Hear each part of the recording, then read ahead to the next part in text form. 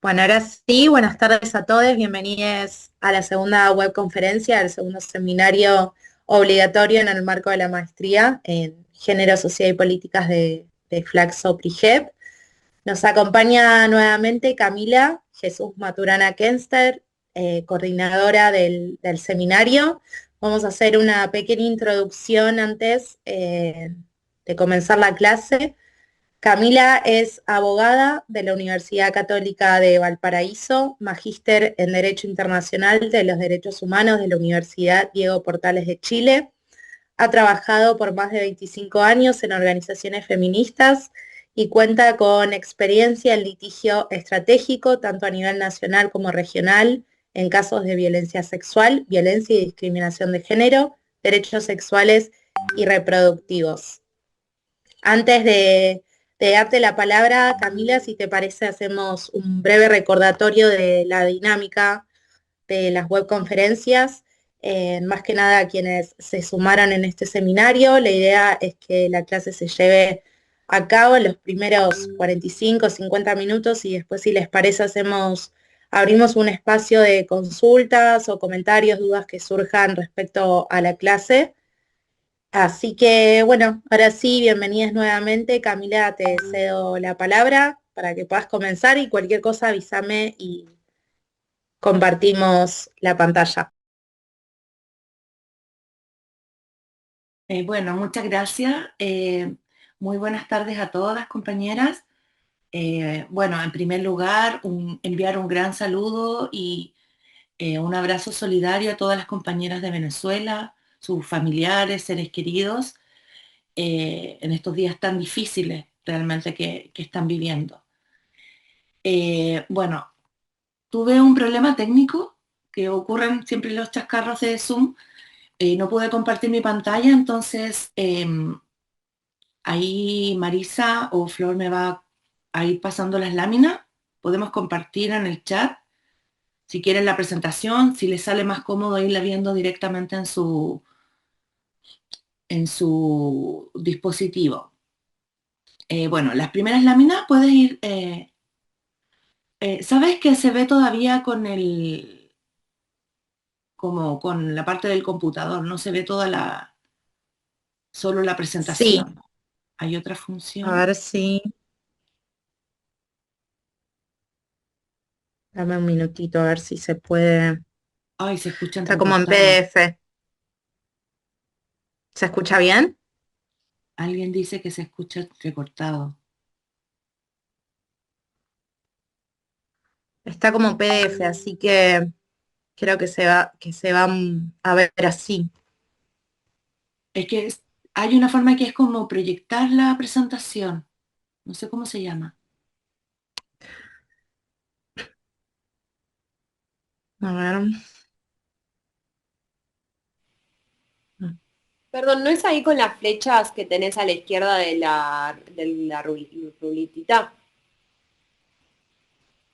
No, ¿viste a la derecha de la pantalla, en el margen, que tenés como una flecha para extender a pantalla completa, Sí, digamos? ahí está, muchas gracias. No sé quién De fue, nada, pero le agradezco. de nada. Bueno, estas primeras láminas eh, nos conectan con el hipertexto, quizás un poquito atrás y luego sigues avanzando, por favor. Disculpen. Bueno, estas primeras láminas, como decía, nos conectan con el hipertexto y dan cuenta del proceso histórico-político feminista para ser reconocidas las mujeres como sujetas de derecho.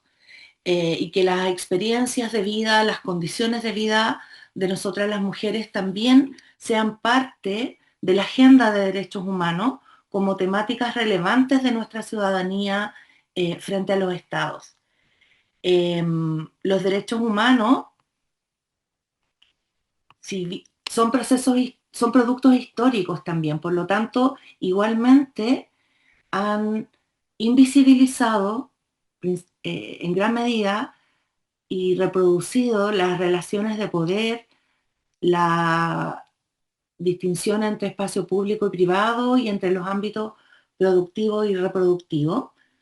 y temáticas tan relevantes como la violencia de género, los derechos sexuales y reproductivos, los derechos de diversidad y disidencias sexuales, los cuidados, no han sido temas inicialmente considerados lo suficientemente importantes para ser parte de la agenda de derechos humanos y se han considerado temas específicos. Posteriormente, esto se ha ido corrigiendo gracias a las acciones colectivas, ¿cierto?, de los movimientos sociales, de la academia, de las víctimas, etc.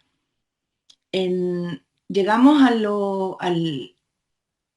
al año 79, un poquito más adelante, por favor, se adopta la Convención sobre Eliminación de todas las formas de discriminación contra la mujer, que define lo que es discriminación y establece que los estados deben adoptar medidas, incluso temporales, en diversos ámbitos para corregir la discriminación y modificar los patrones socioculturales de conductas de hombres y mujeres. La siguiente, por favor. El Comité para la Eliminación de la Discriminación contra la Mujer, que es el órgano de tratado, el organismo definido para vigilar el cumplimiento de este tratado internacional, revisa los informes periódicos de los estados y emite observaciones específicas, periódicamente, valga la redundancia, emite recomendaciones generales sobre temáticas que conciernen a todos los estados y conoce también a partir del protocolo facultativo de peticiones individuales. La siguiente, por favor. Y es importante hablar del comité porque la convención CEDAW no aborda inicialmente la violencia contra las mujeres. Es posterior, a partir de las recomendaciones generales, que se conceptualiza como una forma de discriminación y una violación a los derechos humanos. En los años 90, como yo les comentaba en nuestro encuentro anterior, se producen un conjunto de avances muy importantes en materia de derechos humanos y derechos humanos de las mujeres. Tenemos en el año 93 la Conferencia Mundial de Derechos Humanos de Viena, que reconoce que los derechos humanos de las mujeres y la niña son parte inalienable, integral e indivisible de los derechos humanos universales y presta atención especial a la violencia de género. La siguiente, por favor. En conjunto, en los años 90, la siguiente, porfis, podemos reconocer como avance la Conferencia de Derechos Humanos, la conferencia de la anterior, todavía estábamos, la Declaración sobre Eliminación de la Violencia contra la Mujer de Naciones Unidas en 1993, que es el primer instrumento como de carácter global en la materia, la creación de una relatoría especial sobre violencia contra las mujeres, las niñas, sus causas y consecuencias con sede en la ONU.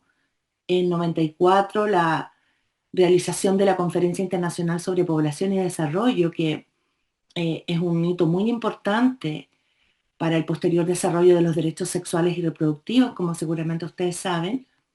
Y, como ya hemos comentado tantas veces, en 95, la celebración de la Cuarta Conferencia Mundial sobre la Mujer, Acción para la Igualdad, el Desarrollo y la Paz.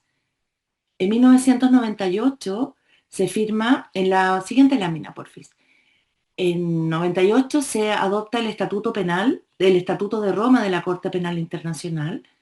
En 99 el Protocolo Facultativo de la Convención sobre Eliminación de la Discriminación contra las Mujeres.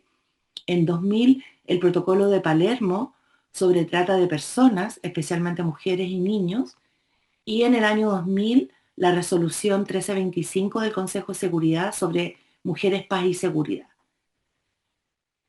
Yo diría que antes de pasar al tema de violencia contra la mujer derechamente o específicamente, que este avance que se reconoce en la década de los 90, producto de alguna manera de una confluencia de fuerzas progresistas en el mundo, queda un poco detenido, estancado posteriormente. Y como esta línea en ascenso no se concreta, por ejemplo, en la adopción de un tratado internacional sobre violencia contra las mujeres, eso no ha ocurrido, en las décadas siguientes.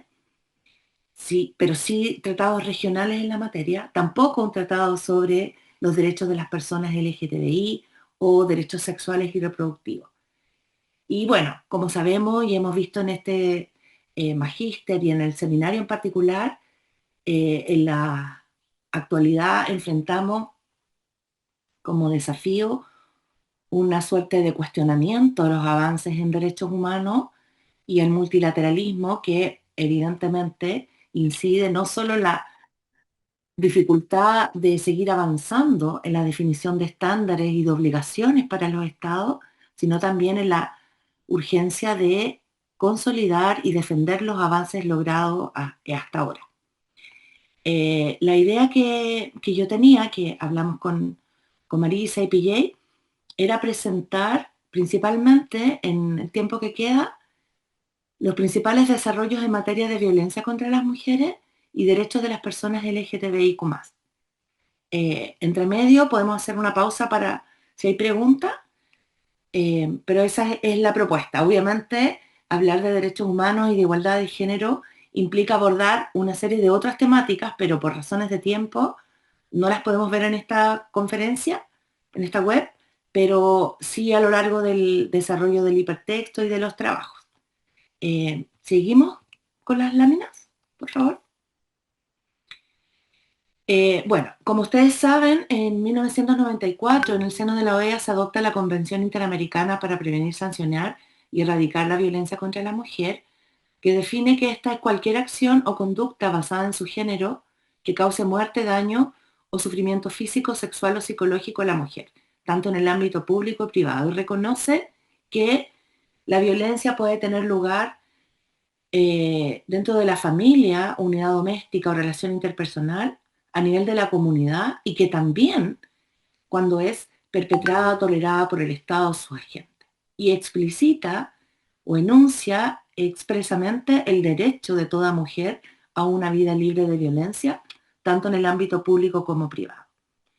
Lo importante de este tratado internacional, bueno, es que es el primer tratado regional que aborda específicamente el tema de violencia contra las mujeres, que adopta una concepción, esto está en la siguiente, por favor, adopta una concepción amplia de la violencia que comprende el espacio público y privado, es decir, el continuo de la violencia.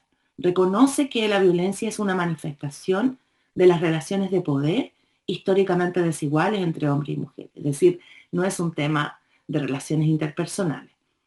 Define obligaciones específicas para todos los órganos y poderes del Estado de aquellos países que han ratificado la Convención, prioriza las medidas de protección para las víctimas, define que son obligaciones de los Estados también la eliminación de normas y prácticas que respalden o toleren la violencia, releva los procedimientos eficaces y el acceso a la justicia y las medidas de reparación. La siguiente. Hay una norma, el artículo 9 de la Convención, que releva la especial situación de vulnerabilidad en que se pueden encontrar las mujeres por razones de raza, de condición étnica, de migrante, refugiado, desplazada, si está embarazada, es discapacitada, menor de edad, anciana, por su situación socioeconómica o si se encuentran afectadas por situaciones de conflicto armado o de privación de libertad.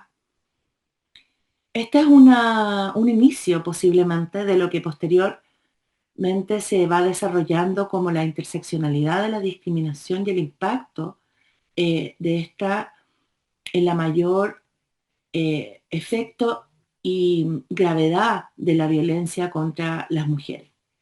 Pero no es una norma completa, pero es un inicio, estamos en los 90 recién, de la importancia que posteriormente adquiere el enfoque de interseccionalidad en relación a la perspectiva de género. Dentro de los muchos desarrollos normativos, que obviamente para mí son súper interesantes, y debo decirles que esta clase la preparé con mucha dedicación, mucho afecto y mucho respeto por el proceso de aprendizaje que ustedes llevan adelante, esperando que los contenidos sean porque igual es cortito, entonces más bien motivadores de la reflexión y aprendizajes que ustedes llevan adelante, pero que también tuvieran algunos elementos concretos que fueran de utilidad para sus trabajos y lo que ustedes desempeñan profesionalmente. Pero eh, tenía que elegir algunos aspectos y yo elegí centrarme en los desarrollos de la Corte Interamericana de Derechos Humanos. Lo podemos ver en las láminas siguientes. Eh, bueno, además de la Convención Belén do Pará, como les señalaba, ha sido el Comité CEDAW, que es de ONU, no solo de OEA, quien vino desde los 90 desarrollando estándares y conceptualización al respecto. Y uno muy importante, obviamente no es el único, pero yo lo relevo y lo traigo acá, cuando hablamos de derechos humanos y de violaciones a los derechos humanos, estamos hablando de agentes del Estado, porque los Estados tienen la obligación de garantizar, es decir, de respetar, es decir, de no vulnerar los derechos humanos. Pero además los Estados a nivel internacional tienen la obligación de garantizar, que es adoptar todas las medidas para permitir el ejercicio de los derechos humanos por todas las personas, y la obligación de proteger y de reparar las violaciones a los derechos humanos. Y cuando hablamos de proteger, es contar con mecanismos que permitan enfrentar las violaciones cuando han ocurrido, cuando han fallado los deberes de prevención y ocurren violaciones a los derechos humanos, los estados tienen que tener mecanismos para investigar, sancionar y reparar las violaciones.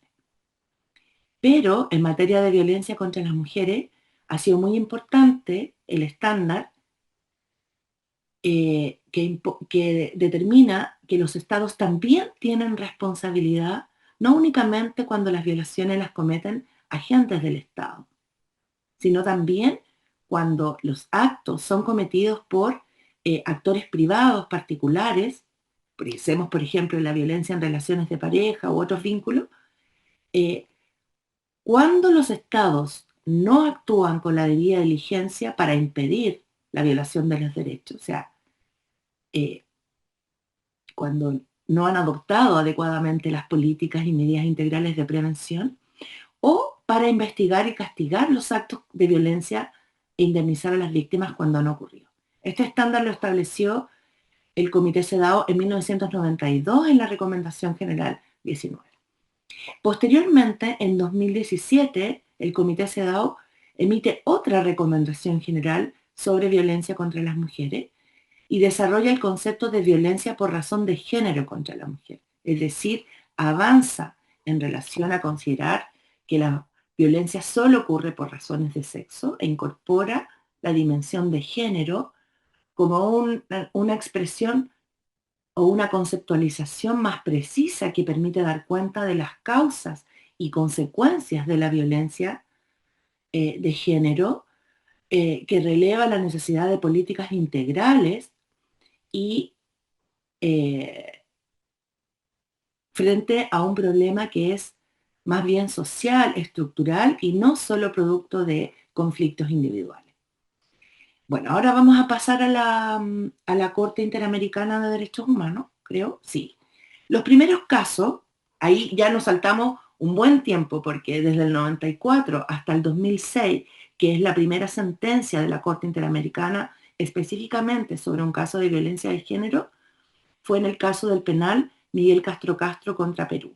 En 2009, la sentencia de Campo Algodonero, que seguramente ustedes han escuchado o han leído, y en 2010, el caso Fernández Ortega y el caso Rosendo Cantú contra México, que abordan situaciones de violencia contra mujeres, de violencia sexual contra mujeres indígenas en contextos de militarización. Este desarrollo, que inicia en 2006, no se produjo obviamente por casualidad.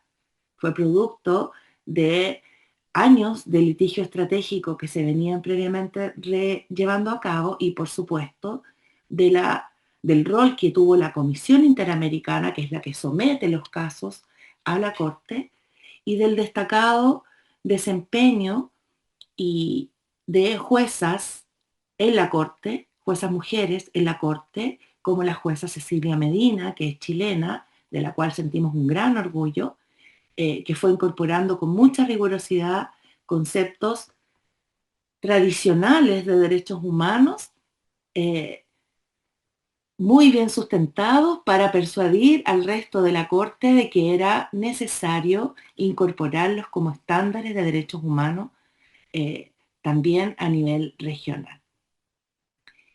Y esto también vinculado con los desarrollos que habían tenido lugar, como vamos a ver, en los tribunales penales internacionales de Ruanda y la ex Yugoslavia, que estuvieron a su vez relacionados con la adopción del Estatuto de Roma y lo que comentamos como avances en justicia de género en este instrumento internacional, que lo pueden ver también en el hipertexto.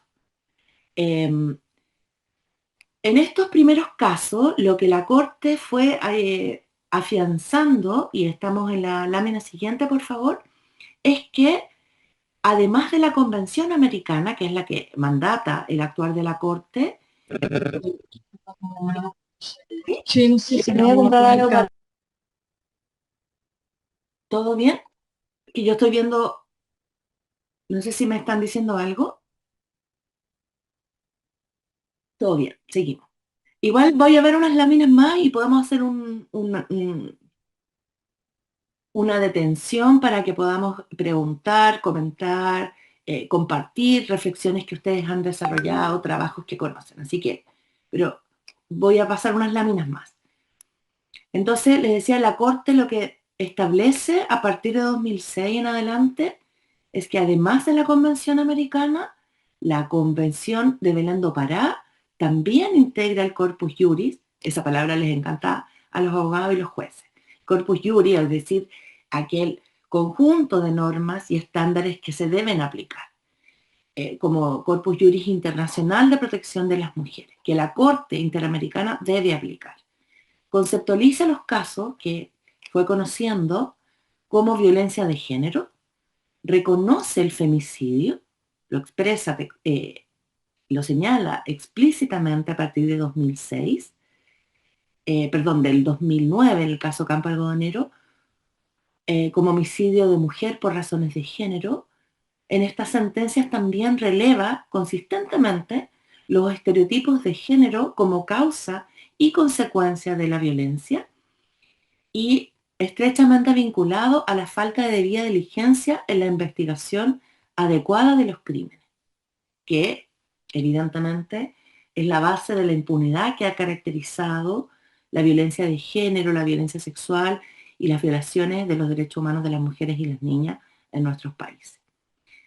La Corte también en estos casos empieza progresivamente a adoptar un enfoque de interseccionalidad en el conocimiento de los casos, relevando cómo afecta de manera diferenciada, particular y especialmente agravada a mujeres indígenas, a niñas, a mujeres en situación de pobreza, también en relación a la situación de salud, como la condición de VIH de algunas mujeres víctimas de los casos conocidos por la Corte, la condición migratoria, su orientación sexual, la identidad de género y la privación de libertad, entre otras condiciones que agravan, como ya señalé, la discriminación y la violencia que puedan sufrir las mujeres.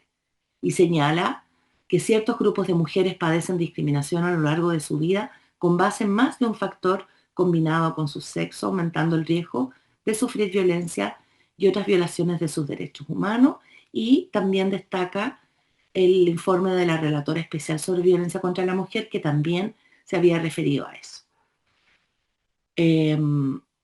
Con respecto a la violencia sexual, tenemos en la lámina siguiente que la Corte adopta un concepto amplio, no solamente una enumeración de actos, sino que una noción comprensiva que incluye acciones de naturaleza sexual que se cometen contra una persona sin su consentimiento, que comprenden además de la invasión física del cuerpo humano otros actos que no involucren penetración o incluso contacto físico.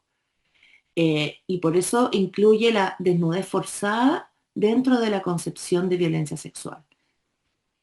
En particular, respecto de la violación sexual, señala que no solamente refiere a una relación sexual sin consentimiento por vía vaginal, como tradicionalmente las legislaciones penales lo han considerado, sino también otros actos de penetración vaginal o anal sin consentimiento de la víctima, mediante la utilización de otras partes del cuerpo del agresor u objetos, y la penetración bucal mediante el miembro viril, comillas.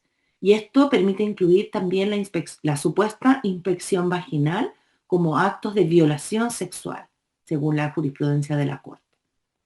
Señala que la violación sexual puede constituir tortura, y esto es muy importante porque la tortura es como la norma más grave del derecho internacional de los derechos humanos, que está considerada una norma de jus cogens, que es absoluta, cuya prohibición no admite ninguna excepción. Por lo tanto, considerar que la violación sexual constituye tortura es haber elevado algo que en el derecho humanitario, los convenios de Ginebra y en los tribunales penales internacionales se consideraba como faltas al pudor o acciones de menor relevancia. La Corte Interamericana lo eleva a la mayor gravedad con base en los requisitos que establece la Convención Interamericana contra la Tortura, señalando que también la violación sexual persigue, entre otros fines, los fines de intimidar, degradar,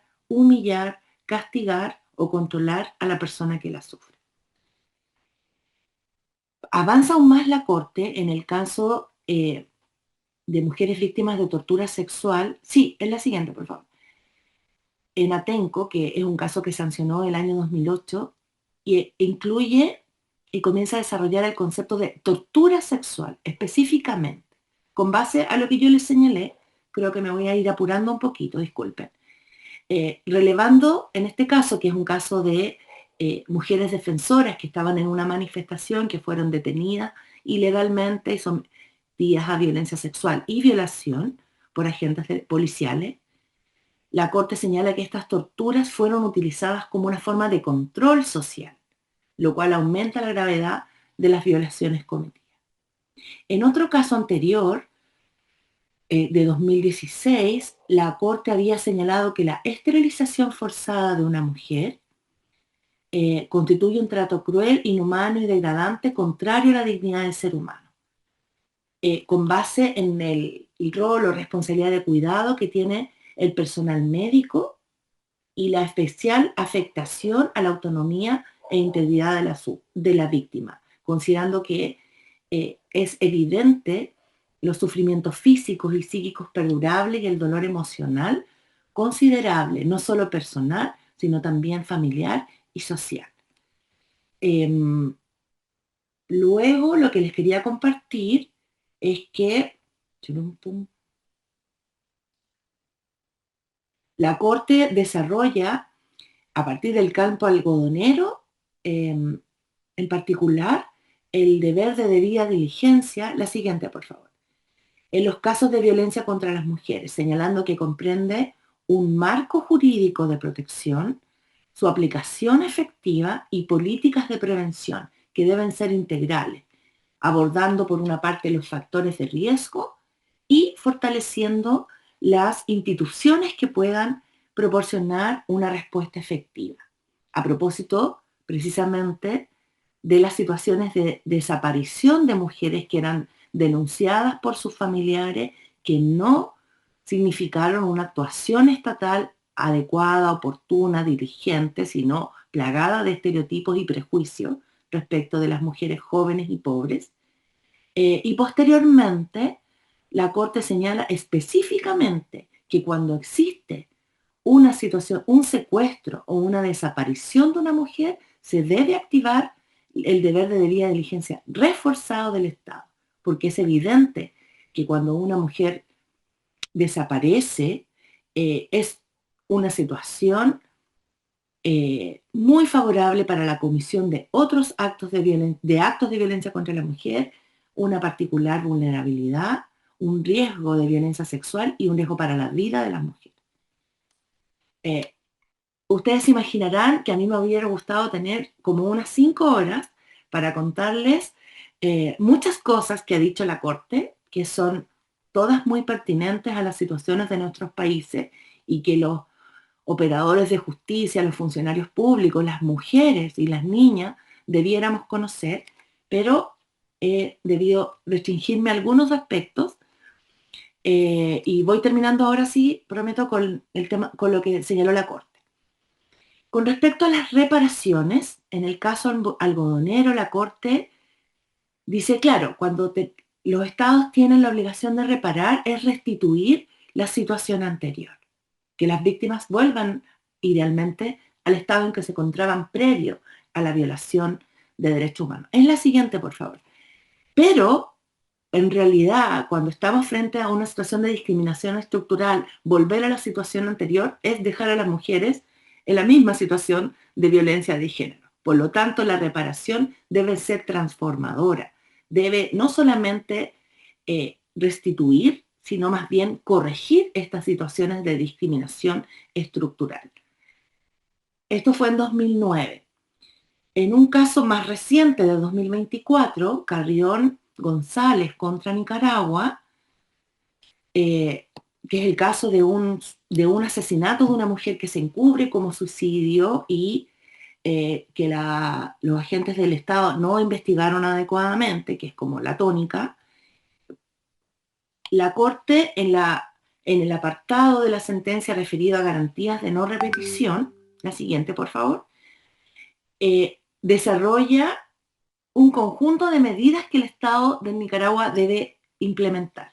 Obviamente el Estado de Nicaragua no presenta condiciones mínimas para cumplir esto, pero yo lo traigo acá no para que nos lamentemos todavía de lo difícil que es, sino más bien pensando en que la Corte de alguna manera define como un programa que pudiéramos aplicar a todos nuestros países de qué es lo que son estas reparaciones transformadoras y cuáles deben ser en concreto medidas de no repetición en casos de violencia de género. La Corte le dijo a Nicaragua, adopte un programa para operadores judiciales, jueces, defensores, fiscales, asesores, operadores y auxiliares de justicia, o sea, el conjunto de operadores de justicia sobre los estándares de debida diligencia reforzada y perspectiva de género. También tiene que capacitar a las personas encargadas de recibir las denuncias para que sepan cómo actuar y cuál es la ruta de la atención de las víctimas de violencia de género. Tiene que tener un programa y protocolos de actuación para abordar la situación de los niños, niñas y adolescentes afectados por el posible femicidio de sus madres, que era el caso que había afectado a los hijos de la señora Delia Carrión. Deben los estados, bueno, en este caso particular, contar con un observatorio para la recopilación sistemática de la información sobre violencia de género, femicidio y acceso a la justicia. Debe contar con mecanismos de denuncia que contemplen medidas que generen la confianza de las mujeres, para que las mujeres denuncien las situaciones que les afectan y los estados puedan actuar de manera preventiva y garantizar la protección y evitar los femicidios, ¿cierto? Debe tener un protocolo de atención e investigación bajo estándares de debida diligencia reforzada, difundir adecuadamente estos protocolos a las mujeres, a los operadores de justicia, a quienes reciben denuncias, etcétera, incluyendo específicamente unas cartillas especiales para ello, tipificar adecuadamente el femicidio no solo como relaciones de pareja, como la violencia que ocurre en relaciones de pareja, sino tomando como base la condición de género de la víctima. Y también, y aquí es un poquito ambiguo en realidad, pero es como una alerta, eliminar o restringir los procesos de mediación o conciliación en casos de violencia. Y lo último en relación a la Corte Interamericana es que en años recientes, al menos en 2 casos, ha reconocido la violencia obstétrica como una forma de violencia de género protegida por la Convención de Belém do Pará y define la violencia obstétrica, que es la siguiente, porfis, como aquella ejercida por encargados de la atención de salud sobre las personas gestantes en el acceso a los servicios de salud durante el embarazo, parto y posparto, que se expresa especialmente, pero no exclusivamente, en un trato deshumanizado, irrespetuoso, abusivo, negligente hacia las mujeres embarazadas, en la denegación de tratamientos o información completa sobre su estado de salud, intervenciones médicas forzadas o coaccionadas, y en la tendencia a patologizar los procesos reproductivos eh, naturales, entre otras situaciones. Creo que esa era la última lámina sobre este capítulo de violencia contra la mujer. Y antes de pasar a la siguiente parte, quería preguntar si quieren comentar algo, hacer alguna pregunta, pero pedirles 1 minuto y medio porque he recibido muchas llamadas de un número y quiero saber si es algún problema o solamente una confusión. Así que vengo enseguida.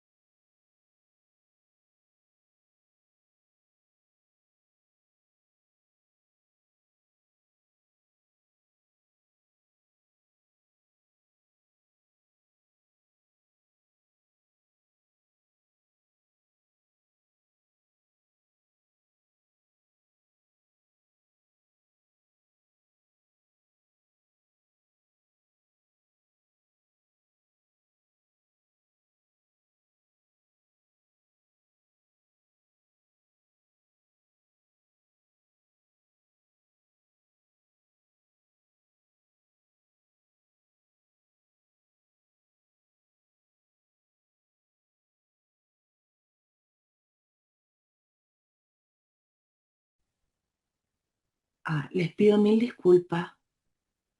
Em, Qué vergüenza, porque esto queda grabado.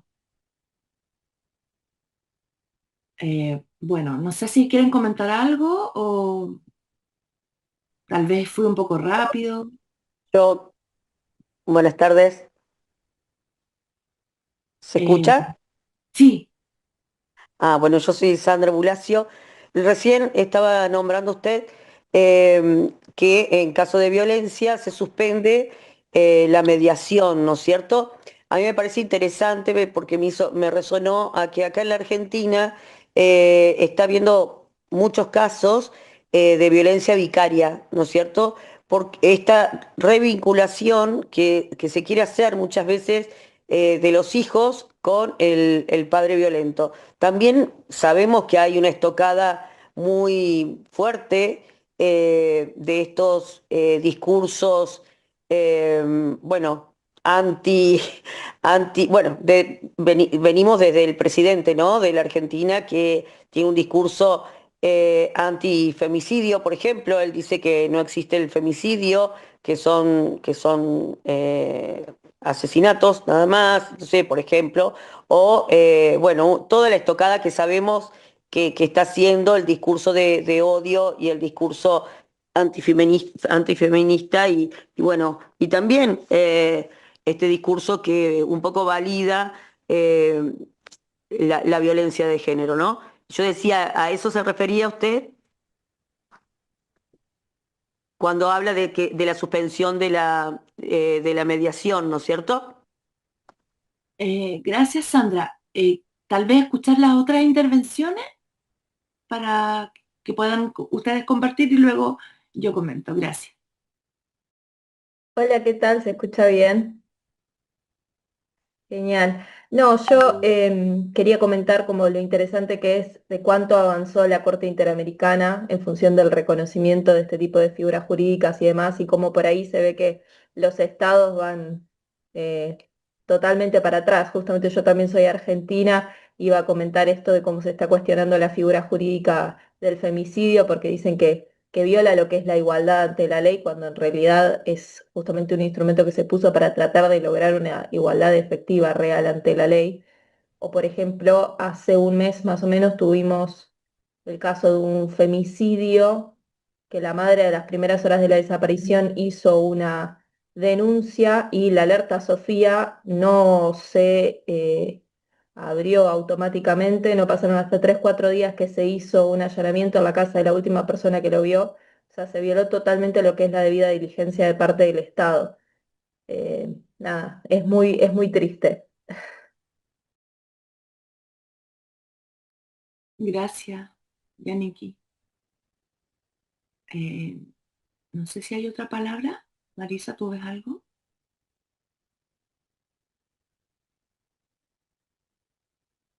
Yo, Celeste. si podría consultar, Ujú. perdón, no sé si hay alguien más antes que yo. Dale nomás. En referencia a los mecanismos alternativos de resolución de conflictos en causas judiciales de violencia de género, quiero saber si, digo, en el plano internacional hay algún consenso en referencia a cuál es la postura actual, ¿no? Ya sea de la CEDAW, en referencia a este tipo de resolución de alternativas de conflictos, porque bueno, también yo soy de Argentina. Y he visto, yo soy abogado, y he visto en el trayecto, digamos, de los años, cómo fue cambiando en el país, digamos, o por lo menos en la localidad en la cual yo soy, la perspectiva en referencia a estos mecanismos alternativos. No estamos hablando de mediaciones, probation, juicios abreviados, y bueno, actualmente estamos como en un panorama jurídico un poco más orientado a que esa es la vía, entendiendo también la cuestión del recurso humano, ¿no? La justicia, la cantidad de causas, ¿no? Por ahí la posibilidad de poder como resolverlas por mecanismos alternativos es algo que hoy se está viendo como muy viable. Yo digo, tengo como mi postura muy marcada y soy muy reacio a estos mecanismos alternativos, pero quería saber si existían algunos instrumentos internacionales como para poder justificar, o la perspectiva internacional está más orientada también a esta mutación en aceptar este tipo de convenios o acuerdos para cerrar causas. Gracias. ¿Hay otra palabra de Celeste? Sí, por ahí nada, era preguntarles si podían como subir el power o quizá dejar algún tipo de análisis de estos fallos de la Corte contra los estados, por ahí para los que no somos abogados y capaz estamos interesados en ver de qué se trata un poco más estos fallos, ¿no? Eso nada más.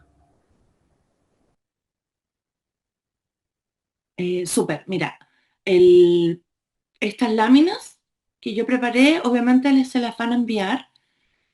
Podemos agregar, no sé, Marisa, hay unos textos de los últimos 2 años que hacen como una revisión de los estándares de la Corte, que los podemos incluir como súper optativos, voluntarios, solamente para quienes quieran profundizar algo más y tal vez conocer como otros casos, porque obviamente en una presentación no puedo revisar todo, así que gracias Celeste por tu consulta. Ahí con Marisa coordinamos para que les hagamos llegar esos textos. Claro, claro que sí. Con respecto a lo que ustedes consultan, eh, el derecho internacional de derechos humanos yo diría que es muy reacio a los mecanismos alternativos frente a casos de violencia. ¿Ya? Eso es como una perspectiva, si no de prohibición, al menos de mucha restricción. ¿Ya? No hay como una norma específica y ha habido algunos como desarrollos, digamos, ciertos cambios en la postura. Yo diría que el comité CEDAW en la recomendación sobre violencia aborda un poco más en detalle este tema. A mí en lo personal me parece que es un gran dilema, es un gran dilema si consideramos que desde el feminismo lo que promovemos es la agencia de las mujeres y su autodeterminación, ¿cierto? Que las mujeres debiéramos poder tener la capacidad de iniciar un proceso penal o salirnos de ese proceso penal, que los casos de violencia se respeta la decisión de las víctimas de seguir adelante o no con los casos, y eso también es una cuestión súper dilema. No quiero enredarme tal vez en esta conferencia en este punto, pero pareciera en algunas situaciones específicas emerger una tensión entre la agencia de las mujeres y una prohibición absoluta. Pero lo que yo creo que sí es un acuerdo, y esto no es mi opinión personal, es lo que se ha leído entre estas posiciones que son una prohibición absoluta, porque la mediación no, las relaciones de violencia siempre existe una relación de poder que impide que las mujeres puedan tomar decisiones autónomas respecto de cuál es la reparación más adecuada. Esa es una posición muy tajante. Yo diría que lo que sí existe acuerdo es que debe ser las soluciones alternativas, que no necesariamente es mediación, que los dos están sentados de frente a frente, abriendo el espacio de reiterar las agresiones, sino una solución que permita una reparación para las víctimas, con base en un reconocimiento de responsabilidad que debe ser realizado por instituciones especialmente capacitadas para ello, que desde un inicio tenga la capacidad para evaluar el riesgo eventual en que se pueda encontrar esa mujer. Pensemos que no todos los casos de violencia se dan en el marco de relaciones de pareja, que una entidad, que sea capaz de evaluar el riesgo, de determinar que no estamos en presencia de una relación de jerarquía, como puede ser un empleador con una trabajadora, un profesor con un estudiante, que no hay una relación de poder que pueda disminuir la capacidad de agencia de la persona afectada, que haya una evaluación que dé garantías de la seguridad, es decir, que no existan riesgos, y que esté orientada al reconocimiento de responsabilidad y a la reparación del daño. Esos serían como los estándares mínimos que pudiera tener un mecanismo de solución alternativa de conflicto y que en ningún caso impida el acceso de las mujeres a los sistemas tradicionales de justicia, que mantenga de todas maneras abierta la posibilidad que en caso de fracasar este mecanismo alternativo, la mujer pueda acudir al sistema de justicia. Ahora, quienes son más favorables a estos procesos restaurativos o alternativos a la solución de conflictos, igual tienen un punto bien relevante que es,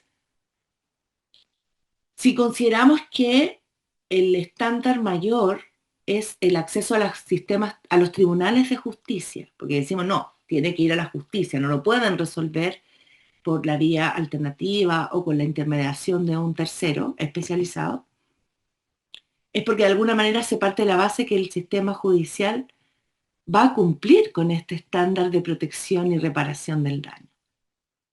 Y lamentablemente esa no es la experiencia mayoritaria en casos de violencia de género. Entonces, quienes promueven otros sistemas de justicia tienen un punto que es muy basado en la realidad, digamos, que no necesariamente para las mujeres el acceso a los tribunales de justicia es una solución adecuada. Entonces, como en muchas cosas de la vida, no hay una respuesta tajante. Yo más o menos les comparto algunas reflexiones.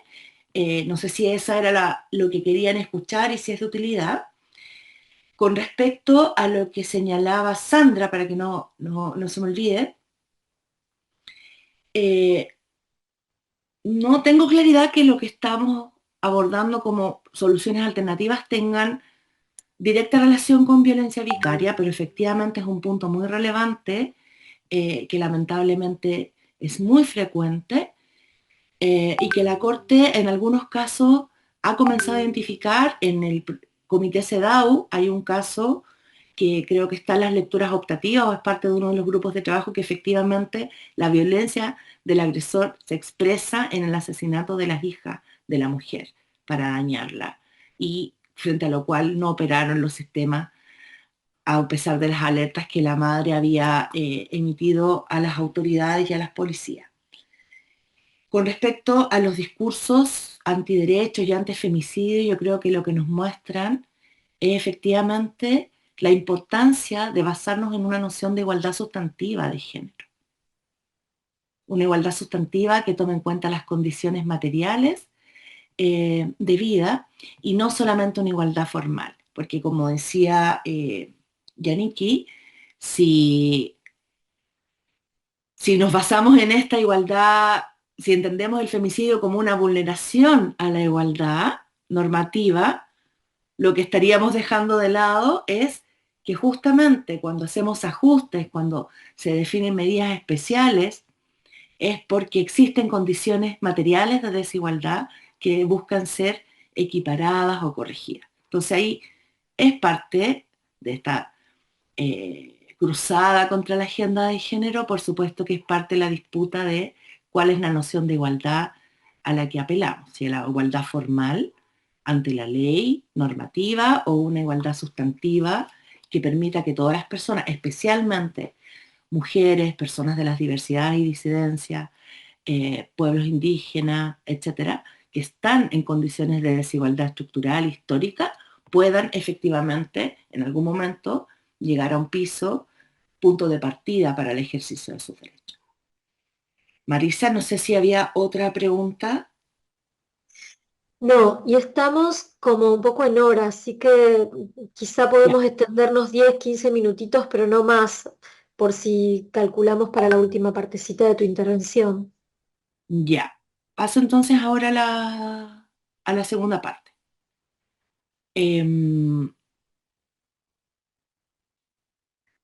Derechos sexuales. Igualdad de género en relación a los derechos humanos de las personas LGTBIQ+. ¿Cuáles han sido los hitos más importantes? En general se sitúa como punto de partida los principios de Yogyakarta, que son principios elaborados por expertos en 2006, expertos internacionales, para la aplicación de la legislación internacional sobre derechos humanos en relación a la orientación sexual y la identidad de género. No es necesario tener nuevos derechos, basta con que los derechos que ya existen, a la vida, al acceso a la justicia, a la no discriminación, al trabajo, a la identidad, a la seguridad social, etcétera, que estos derechos que ya existen en los tratados se apliquen a todas las personas. Y luego en 2017 se hace una actualización incluyendo también cuestiones de expresión de género y características sexuales o características sexuales es la expresión que ocupa los principios de Yogyakarta. En 2008 la Organización de Estado Americano adoptó la primera, siempre OEA llevando un poco la vanguardia respecto de otras regiones, en estos temas al menos, la primera declaración sobre derechos humanos, orientación sexual e identidad de género. Posterior, en 2011 se crea la unidad especializada de la Comisión Interamericana de Derechos Humanos, que en 2014 ya se eleva a rango de relatoría sobre derechos de las personas lesbianas, gays, bisexuales, trans e intersex. En 2011, la ONU también adopta una resolución sobre estos temas y la alta comisionada de derechos humanos emite el primer informe sobre leyes y prácticas discriminatorias y actos de violencia cometidos contra personas por su orientación sexual e identidad de género. En 2013, a nivel de nuestra región, se adopta la Convención Interamericana contra toda forma de discriminación e intolerancia. Este tratado hasta ahora ha sido ratificado solo por 3 países, México, Uruguay y Ecuador, pero en ese momento, hace ya 10 años, fue un impulso muy importante para estos temas. Posteriormente, la siguiente, porfis.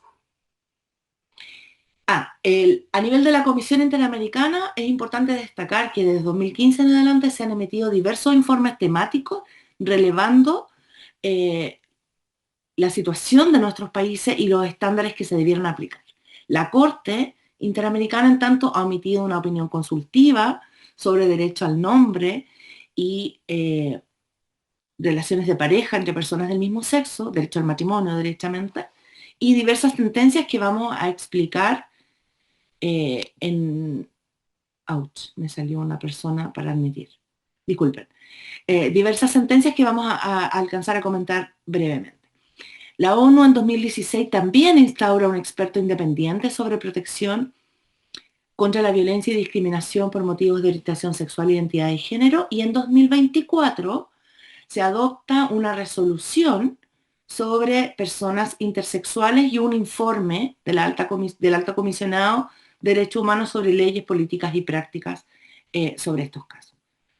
En verdad voy a hacer todo lo posible por ver rápido esta parte que viene, que son, bueno, tenemos los informes de la Comisión. ¿Puedes ir avanzando un poquito, por favor? Tenemos estos informes de la Comisión Interamericana que pueden revisar si es de su interés. La siguiente. Y al menos 8 casos desde el año 2012 en adelante, que es el caso Atala, que seguramente ustedes han escuchado porque fue la primera sentencia de la Corte Interamericana de Derechos Humanos en un caso de diversidad sexual. Entonces, fue un hito muy importante. Ella es una mujer lesbiana privada de la custodia de sus hijas por mantener una relación de convivencia con su pareja mujer. Los hechos son de 2004 y la sentencia es de 2012. La Corte establece por primera vez que la orientación sexual y la identidad de género, que no están explicitadas en ningún tratado, sí son categorías protegidas por la Convención Americana de Derechos Humanos en la expresión otra condición social. O sea, eleva la orientación sexual y la identidad de género como motivos prohibidos de discriminación. La siguiente, por favor. También releva que la orientación sexual es parte del derecho a la autodeterminación de las personas que pueden escoger libremente las opciones y circunstancias que dan sentido a su existencia. Amplía la noción de familia, entendiendo que no solo es una familia tradicional, sino también comprende otros lazos familiares donde las personas puedan tener vínculos en común y que los niños y niñas no puedan ser discriminados por sus propias condiciones y tampoco por las condiciones de sus padres o familiares, como era este caso de las hijas de la señora Atala. El siguiente caso de la Corte Interamericana es el caso Duque versus Colombia. El señor Duque, al momento de fallecer su pareja hombre en 2002, no pudo recibir la pensión de sobrevivencia que en Colombia sí se reconocía respecto de parejas de hecho de diferentes sexos. Entonces, lo que hizo la Corte fue declarar que había una desigualdad de trato en Colombia, porque las parejas no casadas de diferentes sexos les reconocía el derecho a la pensión y a las parejas del mismo sexo no se les reconocía esta pensión. Cuando la Corte conoció el caso, la legislación ya había cambiado, pero la Corte determinó igual que había un ilícito internacional. Y refuerza la Corte también el estándar de que ninguna decisión, ni del Estado ni de particulares, puede disminuir, restringir de modo alguno los derechos de una persona con base en su orientación sexual. El siguiente caso, contra el señor Flor Freire, era un militar que fue sometido a procedimientos disciplinarios y dado de baja de las Fuerzas Armadas por supuestas conductas homosexuales en el año 2000. La Corte tomó en cuenta que el señor Flor Freire, negó los hechos, los supuestos actos homosexuales que se le habían imputado y que no se identifica como una persona homosexual. Entonces la Corte analiza el caso por discriminación basada en la orientación sexual percibida. En este procedimiento disciplinario se estimó que era una persona homosexual. Aquí la diferencia de trato es que cuando hay actos sexuales ilegítimos, las reglas de las Fuerzas Armadas lo sancionan con suspensión, pero si son actos de homosexualidad, se sanciona con la baja. O sea, evidentemente hay una distinción de trato discriminatoria con base en la orientación sexual, puede ser real o percibida, y eso lo establece la Corte. En el siguiente caso, del año 2020, el caso Azul Rojas Marín y otra contra Perú, se trata de una mujer trans que fue detenida arbitrariamente, fue sometida a torturas, desnudez forzada y violencia sexual por agentes policiales y su denuncia fue archivada. No fue investigada con debida diligencia, eso es lo que estamos diciendo. Y acá la Corte es el primer caso de identidad de género en que la Corte reconoce la identidad de género autopercibida. Ese es el estándar que ya en 2020 la Corte fija. La víctima al momento de los hechos se identificaba como un hombre homosexual y posteriormente como una mujer trans. Y la Corte lo que hace es reconocerla como mujer trans y denomina el caso, cámbiala, como Azul Rojas Marín.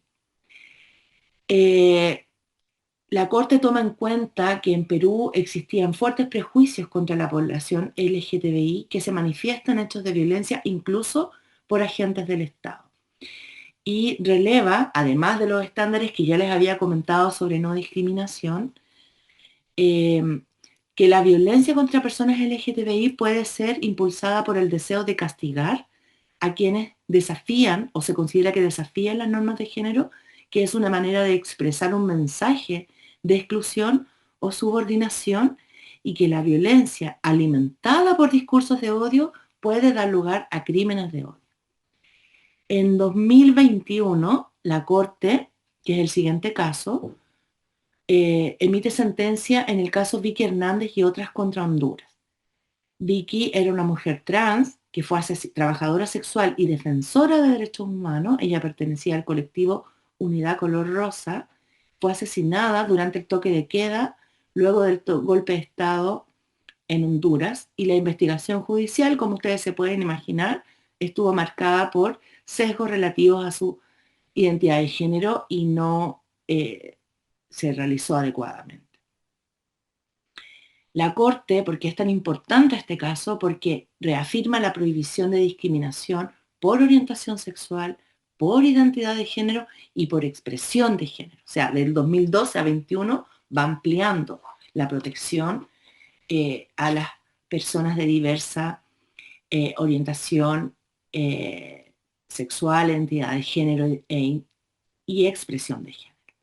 La Corte, en este caso, que es referido a una mujer trans, define que se debe aplicar la Convención de Belén do Pará, que en ese momento generó mucha discusión, porque hay quienes señalan que las mujeres trans no deben ser cubiertas bajo la protección de la Convención de Belén do Pará, que solo se referiría a las mujeres en razón de su sexo. Cuestión que la Corte, en el caso de Leonela Zelaya del año pasado, como vamos a ver en la última lámina, que ya viene, falta poquito, ya termino, reafirma que sí se aplica la Convención de Belén do Pará respecto de mujeres trans, y eso es muy importante. La Corte, en el caso de la señora Hernández, reconoce el contexto de violencia y discriminación contra las personas LGTBI en Honduras, la violencia letal y no letal contra mujeres trans, trabajadoras sexuales por parte de agentes policías y un patrón de impunidad. En este caso definió que la responsabilidad por el asesinato de la señora Hernández correspondía a agentes del Estado en base a un conjunto de indicios, principalmente derivados que ocurrió en la primera noche del estado de excepción producto del golpe de Estado, cuando el país estaba prácticamente ocupado por militares en las calles.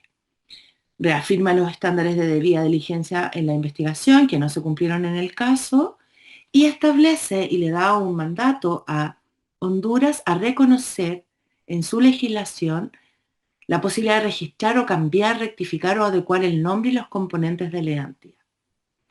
O sea, ya hay un mandato más allá de garantía de no repetición en relación a la legislación de identidad de género, que no se ha cumplido todavía en Honduras. Me quedan, creo, tres casos más. En 2022, un nuevo caso contra Chile de una profesora de religión, Sandra Pavés, fue privada del certificado de idoneidad por la Iglesia Católica, por lo tanto no se pudo continuar realizando clases por haber supuestamente tenido una conducta homosexual. Se le solicitó a ella que terminara su conducta homosexual y que se sometiera a una terapia psiquiátrica. Estos fueron los hechos conocidos por la Corte, que reafirma los estándares anteriores respecto de la orientación sexual e incluye la esfera del trabajo. En el caso de Cristiano Olivera contra Perú, que es el de 2023, se trata de una pareja de hombres a quienes en una cafetería se les solicitó no expresar su afecto por supuestamente incomodar a clientes y supuestamente afectar a niños que estaban pudiendo presenciar esta relación, esta demostración de afecto que era tomar café tomados de la mano. La Corte, si antes se había referido a las personas LGTBI, en esta sentencia comienza a hablar de personas LGTBIQ+. Reconoce que históricamente han sufrido discriminación estructural, estigmatización, violencia y violaciones a sus derechos fundamentales. La Corte refuerza, y esto es lo interesante del caso, las obligaciones de los estados frente a actos cometidos por privados. Anteriormente, en los casos anteriores, eran actos imputables a agentes del Estado.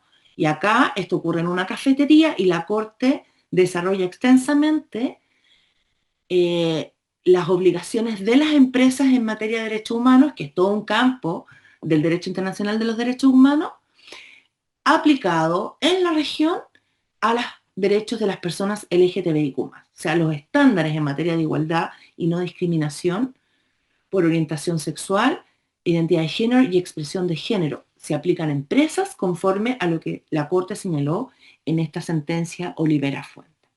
Y el caso más reciente, conocido por la Corte, como ya les hemos comentado en la conferencia anterior, que está en la última lámina, es el caso de Leonela Zelaya. Ella era una mujer, la siguiente, me confundí. Ahí está Leonela con su amiga hermana Talía Rodríguez en esta imagen que la colectiva Catranchas ha difundido. Se trata este caso tristemente del asesinato de otra mujer trans en Honduras, ocurrido anteriormente al golpe de Estado en 2004, trabajadora sexual. A los pocos días de haberse ya detenida, ella fue detenida muchas veces por la policía, fue detenida y golpeada por la policía 3 días antes de que su cuerpo fuera encontrado en una calle. Y este caso, que ocurrió en 2004, no se investigó hasta 2018, cuando ya estaba en la Comisión Interamericana. Bueno, como les señalé, aquí se reafirmó. Bueno, Marianela, muchas gracias. Estamos terminando de todas maneras. Nos vemos en una próxima ocasión. La Corte reafirmó que se aplica la Convención de Belén do Pará en casos de mujeres trans, que los crímenes contra mujeres trans deben ser investigados con debida diligencia reforzada y perspectiva de género. Refuerza los estándares previos sobre derecho al nombre y un aspecto muy bonito de esta sentencia es que reconoce la noción de familia de manera amplia para incluir aquellos vínculos o redes de apoyo, de solidaridad y de cuidado mutuo que no están basados necesariamente en vínculos de parentesco, sino en relaciones afectivas entre mujeres y personas trans. Y lo reconoce como familia derechamente, como un vínculo familiar, perdón, y con base a ello reconoce la violación de los derechos de su amiga Talía Rodríguez, que lamentablemente antes de la sentencia también fue asesinada en Honduras. Por lo tanto, los derechos de reparación corresponderían a sus derechohabientes o herederos. Pero la Corte reconoce que constituían una familia, abriendo la protección bajo el artículo 17 sobre derecho a la familia a este tipo de vínculos que son los que tienen las personas, las mujeres y las personas trans, que normalmente son excluidas de su familia biológicas o de parentesco. Lamento mucho la extensión, creo que Marisa está ahí ya con los pelos tomados. Dejaremos los desafíos que todo esto nos impone para una próxima conversación. Les agradezco mucho a quienes se han quedado y han escuchado con atención. Espero haya sido de utilidad y motivación para ustedes a seguir profundizando en esta unidad y en estos temas. Bueno, hay una manito levantada, Yaniki, pero tenemos que ser muy, muy, muy breves porque estamos muy corridos de... Yo pensaba que era hasta las 14:30, lo siento. No, si es mía, quedó levantada, no de la vez. Bueno, entonces no hay ninguna consulta o alguna última reflexión. Si es así, Flor, nos despedimos entonces, Camila y Flor.